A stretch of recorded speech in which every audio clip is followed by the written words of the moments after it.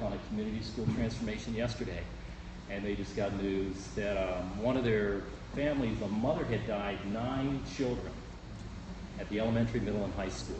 In that area, 9 children, the mother just passed away.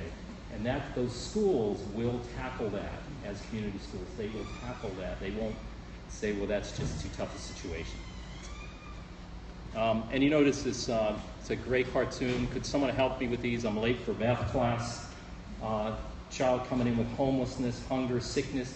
Webb Middle School that we work with at any one time has about 10% of its kids homeless. And of course that's at one time, so it means we probably have more like 20% of the kids in and out of homelessness. That's living in hotels, living in cars, bunking up on people's floors at night, and they have to go home and do homework. So if we're going to test and measure, we've got to think about, what do we do with those kids? How do we make sure that they have an even chance with other kids who are in other situations? There's about 5,000 self-identified community schools, according to the Coalition for Community Schools around the country. They're smart schools. They're kind of like your smartphone with all your apps. And so it's kind of whatever we need to do in that school for that community that we're going to need. We're going to put on it. We're going to make that. We're going to learn how to do that. We're going to add that to our school. Some schools are going to need a health clinic. Some won't. Or dental clinic or eyeglasses. Other schools have a great after-school program and funding, and then another one won't. But what you want to have is all of these different pieces in there.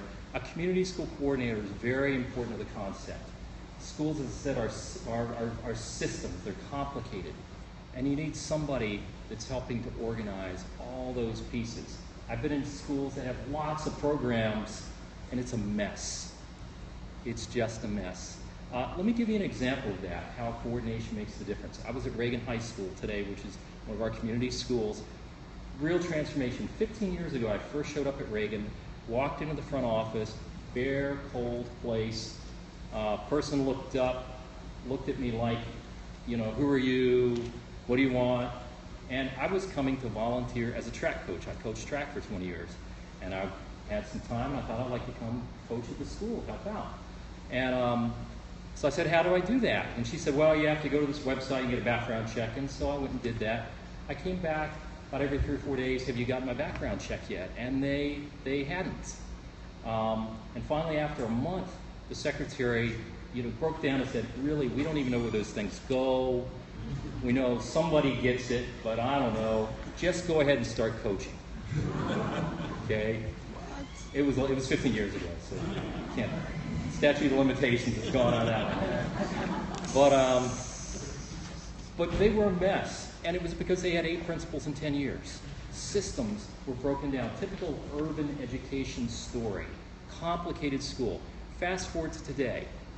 I'm sitting in their office. I'm waiting to meet with their community school coordinator. She's the assistant principal in charge of student and family services.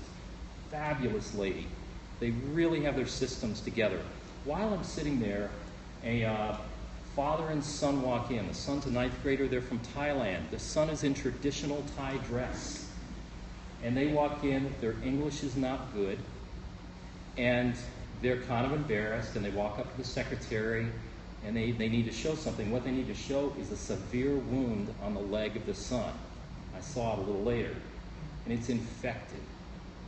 And what they were coming in to say, he won't be in school the rest of the week. What they were embarrassed to say was, we don't have any medical care.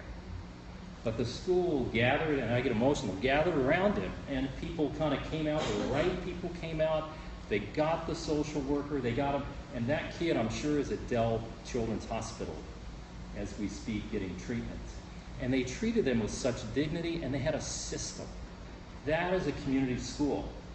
While they were doing that, they were talking about getting the kids' homework, getting everything, because he's got exams next week. How to make sure all of that keeps happening with his kid. And meanwhile, very little English happening there, but a lot of respect. So that's the difference. Reagan, 15 years later. So a few key premises. One is barriers to learning. That for some kids, here's learning, here's the kid. There's just not much in between. They're just going to go right to that learning. But other kids have various barriers, and it can be a wealthy kid as well as a poor kid. Mental health barriers, homelessness barriers, hunger barriers, various things in between. And a community school says whatever we need to do with family or with the kid, we're going to do. Shared leadership, and this is really where we get to the community-based accountability. That voice is really, really important. Teacher voice, which oftentimes is ignored in these conversations because we're real busy telling the teachers what to do and how to do it. And we just don't have much time built in to listen for that conversation back to happen. But in a community school, we want to have those conversations, and also a place not just for parents to be informed, and that's kind of what I'm seeing in some of the language here. It's about a lot of informing parents, but chances for parents to really say, what is important to you? What's your dream for your kid?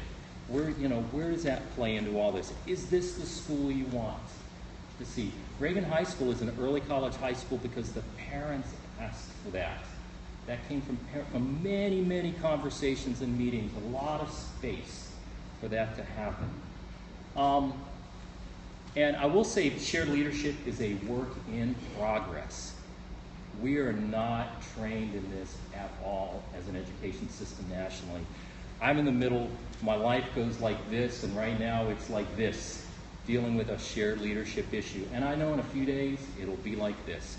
We will work through it, it's a bump, but at community schools there's that commitment to hang with each other. As one person said to me, partners, you have and it was a woman who said this, so you have a yes in your heart whenever you work together. Even if you don't agree or there are problems, you want to get to a yes. And so that's a big component. And it's about growth. It's not about saying, this snapshot, you stink, you're terrible, you're failing. It's a growth model for schools. You needed a triangle with circles, so here it is. Okay, I'll just flip to the next slide. No, it's, you can see this assessment, planning, implementation. It's a continuous planning model. So it's very much a school improvement model. And you can see community-based accountability in there is a big part of it. The family supports and partnerships with the community-based supports. And then the school improvement planning between teachers, administration, and parents. A lot of underlying research. This is a really hard model to research because it's so multifaceted to say community schools have made all the difference. But all the component pieces, there's lots and lots and lots of research to back up. Does it work? Yes, lots of evidence nationally, and I'm going to skip past that, it's in your handout. But locally, we've seen at Reagan and Webb, our two schools that have done it the longest, we've seen doubled enrollments, we've seen 48 to 85% graduation rate, we've seen on and on, many, many. Webb's gone from being the lowest performing to highest performing Title I middle school. Same kids, over 50% English language learners. And it's able to do it. It's still very hard and very imperfect. But it's a model that does bring all those voices together and problem solves. And we're able together to really pretty successfully, as those moles keep popping up, we're able to say, okay, this is how we're going to handle homelessness. This is how we're going to handle discipline in a positive kind of way. And we're able to do those things. By the way, we have our web band director in the back of the room here. He took the day off, is that right? To come to this today. So the principal approved it. See, that's a community school. Okay? And so that is it.